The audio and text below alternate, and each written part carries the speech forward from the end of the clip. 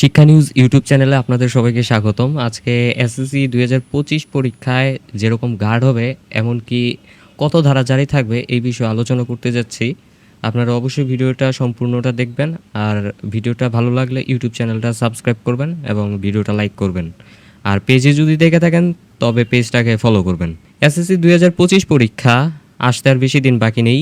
এবারের পরীক্ষাকে ঘিরে শিক্ষা মন্ত্রণালয় থেকে জারি করা হয়েছে কঠোর নির্দেশনা। পরীক্ষার সময় পরীক্ষা কেন্দ্র ও তার আশেপাশে ১৪৪ ধারা জারি থাকবে।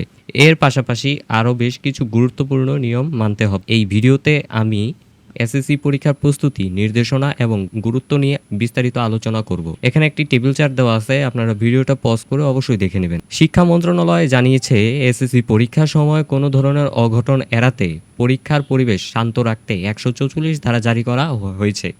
এর মানে হলো পরীক্ষা কেন্দ্রের আশেপাশে কেউ ঢুকতে পারবে না, যানবাহন চলাচল বন্ধ থাকবে এবং কোনো রকম হট্টগোল করা যাবে না। এই নিয়মের উদ্দেশ্য হলো শিক্ষার্থীদের মনোযোগ যেন বিন্দুমাত্র না ভাঙে। এছাড়া প্রশ্নপত্র ফাঁস বা গুজব প্রতিরোধ করতেও এই পদক্ষেপ নেওয়া হয়েছে। আমার মনে হয় এটা একটা ভালো উদ্যোগ, কারণ প্রতি বছরই শুনতে পাই পরীক্ষার সময় বাইরে থেকে কেউ কেউ গোলমাল করে অথবা প্রশ্ন ফাঁসের চেষ্টা করে। এবার ১৯ লাখ শিক্ষার্থী পরীক্ষা দিচ্ছে, তাই এত বড় আয়োজনে নিরাপত্তা বাড়ানো খুবই জরুরি। শিক্ষা মন্ত্রণালয় থেকে বলা হয়েছে, পরীক্ষার সব প্রস্তুতি ইতিমধ্যেই শেষ হয়েছে। ১১টি শিক্ষা বোর্ড মিলে এই বিশাল আয়োজন সামলাচ্ছে। কিছু গুরুত্বপূর্ণ নির্দেশনা দেওয়া আছে যেগুলো পরীক্ষা কেন্দ্রকে মানতে হবে। চলুন জেনে নেই সেই গুরুত্বপূর্ণ নির্দেশনাগুলো কি কি। এসএসসি পরীক্ষা শুরুর ২৫ মিনিট আগে এসএমএস এর মাধ্যমে জানিয়ে দেওয়া হবে কোন প্রশ্নের পরীক্ষা হবে। প্রশ্নপত্র পরীক্ষা কেন্দ্রে পৌঁছাতে ব্যবহার করা হবে কালো কাচের গাড়ি। এটা নিরাপত্তার জন্যই ব্যবহার করা হচ্ছে। শিক্ষার্থী ছাড়া কেউ পরীক্ষা কেন্দ্রে ঢুকতে পারবে না। বাইরের লোকজনের জন্য পুরো এলাকা বন্ধ থাকবে। শিক্ষার্থীদের সকাল ১০:৩০-এর মধ্যে পরীক্ষা কেন্দ্রে ঢুকতে হবে। এরপর কাউকে ঢুকতে দেওয়া হবে না। যদি কেউ দেরি করে তাকে কারণ লিখে জানাতে হবে। প্রশ্নপত্র বিতরণে দেরি হলে অতিরিক্ত সময় দেওয়া হবে, তবে সব মিলে শিক্ষার্থীরা ৩ ঘন্টা সময় পাবে। এই নিয়মগুলো দেখে আমার মনে হয়েছে শিক্ষা মন্ত্রণালয় এবার খুব সতর্ক। গত বছরগুলোতে প্রশ্ন ফাঁসের ঘটনা ঘটেছে, তাই এবার তারা কোনো ঝুঁকি নিতে চায় না। পরীক্ষার সময় আইনশৃঙ্খলা রক্ষাকারী বাহিনীকে সতর্ক থাকতে বলা হয়েছে। তারা প্রশ্ন ফাঁস, গুজব ছড়ানোর মতো ঘটনা ঠেকাতে কাজ করবে।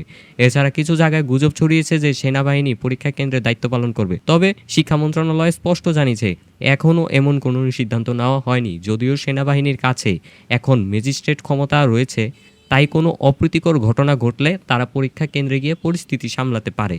আমার মতে এটা শিক্ষার্থীদের জন্য একটা ভালো খবর, কারণ নিরাপত্তা বাড়লে তারা আরও নিশ্চিন্তে পরীক্ষা দিতে পারবে।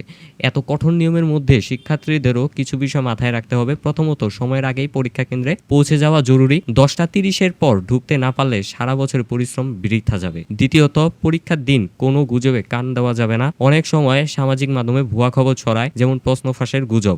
এসব থেকে অবশ্যই দূরে থাকতে হবে। আমি একজন শিক্ষার্থীর অভিভাবক হিসেবে বলবো, বাড়িতে শিশুদের মানসিকভাবে প্রস্তুত থাকা দরকার।